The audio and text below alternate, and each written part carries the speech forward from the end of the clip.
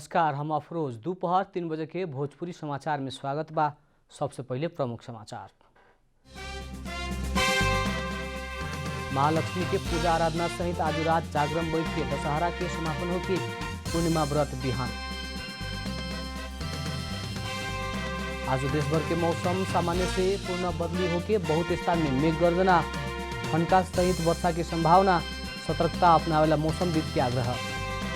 लगातार के वर्षा बाद महाकाली नदी में आयल बाढ़ से खतरा के सतह हेलल। बाढ़ के सतह बढ़ला से आछामा बाजुरा में आवाजाही में रोक। पूर्व अमेरिकी विदेश मंत्री पावेल की 84 वर्ष की उम्र में निधन। पावेल अमेरिका के इतिहास में ही पहल का अश्वेत विदेश मंत्री। आईसीसी T20 विश्व कप क्रिकेट में श्रीलंका के विजयी शुरुआत।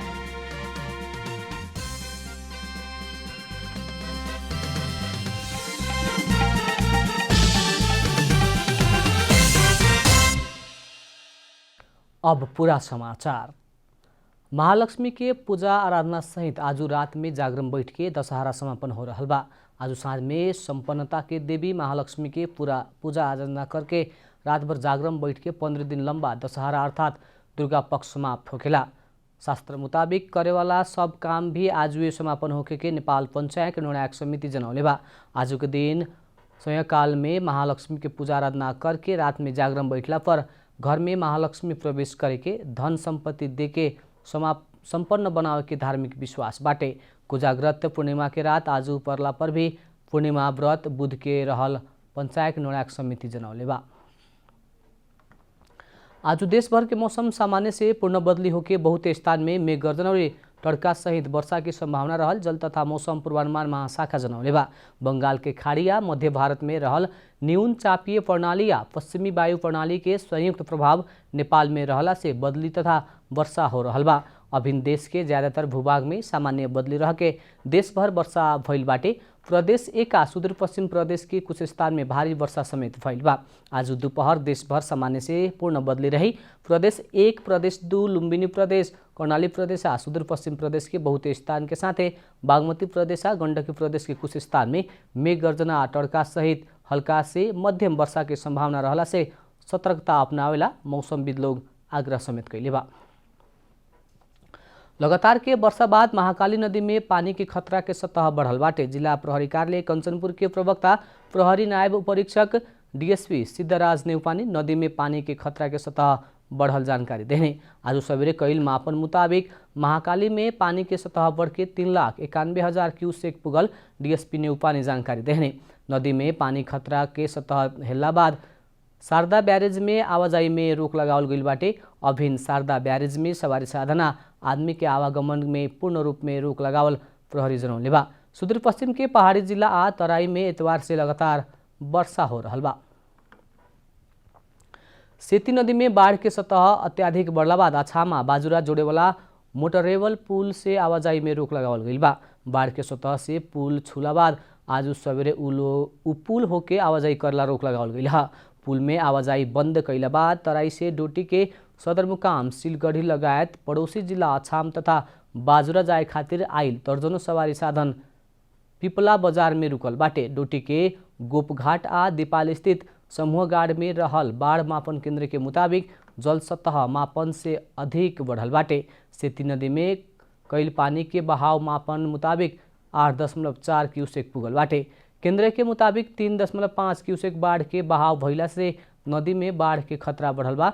3 दिन से लगातार हो रहल बरखा के कारण नदी में बहाव बढ़ला बाद जिला प्रशासन कार्यालय सब नागरिक के सुरक्षित स्थान में रहेला आग्रह कैले बा। भोजपुरी समाचार में अब छोड़ विश्राम।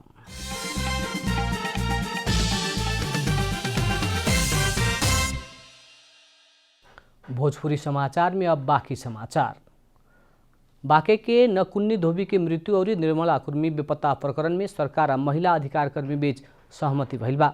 आज सवेरे सरकार उ प्रकरण के अनुसंधान करे के और दोषी के कार्रवाई करे के प्रतिबद्धता जनाउना लगते सहमति भइल मानवाधिकार कर्मी मोहना अंसारी जानकारी देले।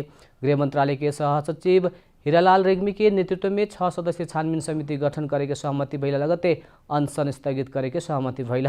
7 दिन भीतर प्रतिवेदन बुझावेला हिसाब से बनल छानबीन समिति में सहमति भइल अनुसारी जानकारी देनी नकुनी के घरेलू हिंसा के कारण जान गईला से ओकर दोषी 4 जने के पकड़ाव करके अनुसंधान और कार्रवाई के प्रक्रिया आगे ना बढ़े तक आंदोलन स्थगित ना करे के आंदोलनरत पक्ष के मांग रहे। प्रहरी अभी नकुनी के पति और जेठाजू के मात्र पकड़ाव कैले बाटे। वैसे ही निर्मला कुर्मी के अपहरण शारीरिक बंधन बना के बेपत्ता कैल विषय के दोषी के समेत पकड़ाव करके कार्रवाई करे पड़े के उ सब के मांग बाटे। अनशनरत रूबी से बाके के एसपी श्यामकृष्ण अधिकारी लगायत के तत्काल सरुआ कर पड़े के मांग रखले बाटे लोग। गृह मंत्रालय के अधिकारी सब दोषी देखला के कार्रवाई करे के और खान के मांग प्रति सकारात्मक रहल बतौले बा। नेपालगंज के 2 महीना हिंसा के घटना में प्रहरी के अनुसंधान में असंतुष्टि जनावत नेपालगंज के 11 महिला सहित 14 जने और 20 दिन चल के न्याय के खातिर काठमांडू आयल रहे।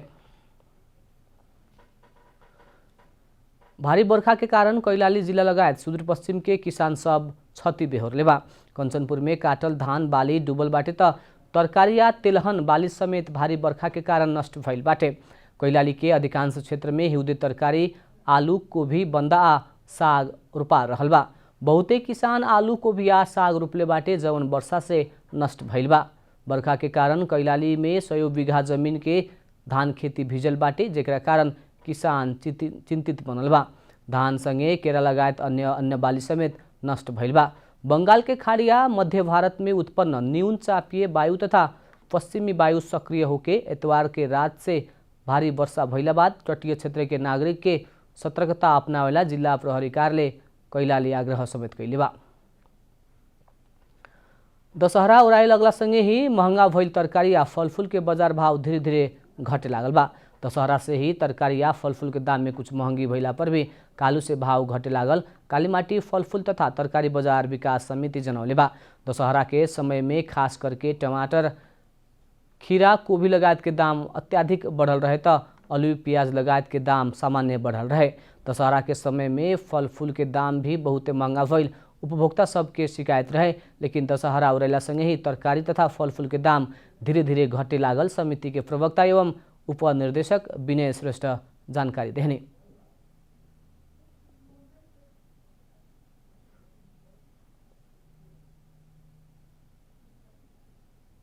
मूल्य बढ्ने होइन घट्ने क्रम देखिएको छ।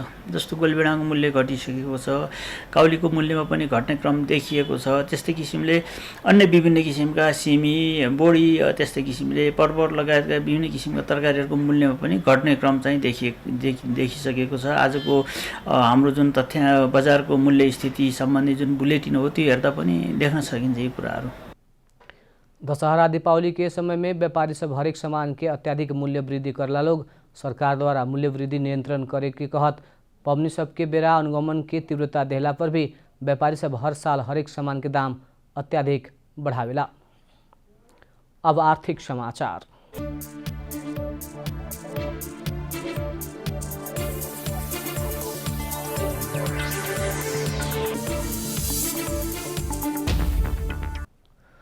वाणिज्य बैंक सब कार्तिक 1 गते सोमवार से लागू होखला किसिम से नया ब्याज दर लागू कैले बा। बैंक में लगानी योग्य रहल अभाव होखे लगला बाद एकल अंक में रहल निक्षेप के ब्याज दर बढ़ा के वाणिज्य बैंक सब दोहरा अंक में पुगौले बा। आधा से बेसी वाणिज्य बैंक निक्षेप के ब्याज दर में उच्च वृद्धि कैले बा। जे अनुरूप पिछला समय वाणिज्य बैंक सब निक्षेप में 11.67% तक ब्याज दर तय कैले बा।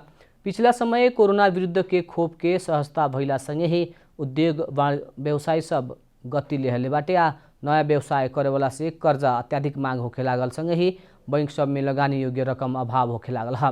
रकम अभाव होखे लागला बाद बहुते कर्जा तथा निक्षेप कारोबार करेवाला वाणिज्य बैंक सब भी नया ब्याज दर सार्वजनिक कैले बा। बैंक सबसे कायम कैल ब्याज दर पिछला 3 वर्ष एने के महंगा भइल नेपाल बैंकर्स संघ जनौले बा। निक्षेप के ब्याज दर बढ़ला बाद कर्जा के भी ब्याज दर बढ़ेला। इससे उद्योग व्यवसाय में उत्पादन के लागत बढ़े क्या वस्तु के मूल्य वृद्धि होके सर्वसाधारण के समस्या होखेला। भोजपुरी समाचार में अब छोड़ विश्राम।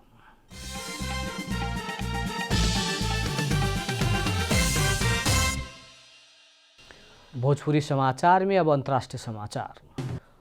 पूर्व अमेरिकी विदेश मंत्री कोलिन पावेल के 84 वर्ष की उम्र में निधन भइल बाटे। कोरोना वायरस के संक्रमण के कारण उनकर निधन भइल अंतर्राष्ट्रीय संचार माध्यम सब जनौले बा। वहाँ के अमेरिकी राष्ट्रपति जॉर्ज डब्ल्यू बुश के समय में सन 2001 से 2005 तक विदेश मंत्री बनल रहने। अमेरिका के इतिहास में वहाँ के पहिल का अश्वेत विदेश मंत्री हवन। उससे पहले अमेरिकी सेना में नेतृत्वदायी भूमिका पूरा करके वहाँ के राष्ट्रपति रोनाल्ड रेगन के राष्ट्रीय सुरक्षा सलाहकार भी बनल रहने। वहाँ के नेपाल भ्रमण करेवाला पहिल का अमेरिकी विदेश मंत्री भी रहने। पावेल सन् 2004 में नेपाल भ्रमण कैले रहने। अब खेलकुद समाचार।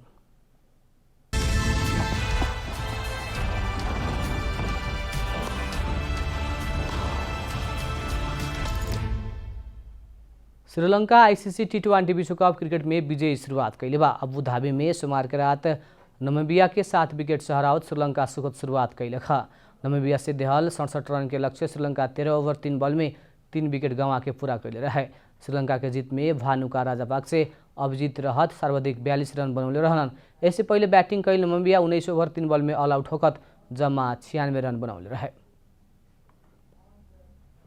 अंत में प्रमुख समाचार फिर एक बेर।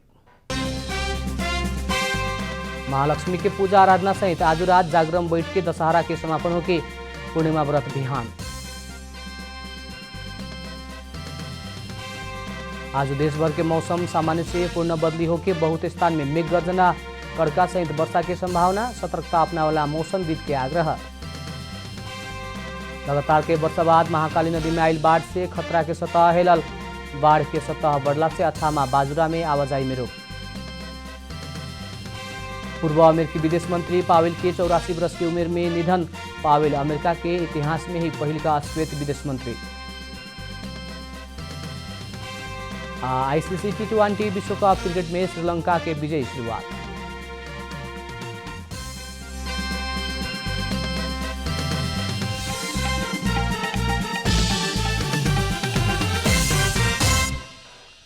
भोजपुरी समाचार अभी खातिर इतना ही। जनता द्वारा जनता खातिर प्रसारित जनता टेलीविजन देखत रहें।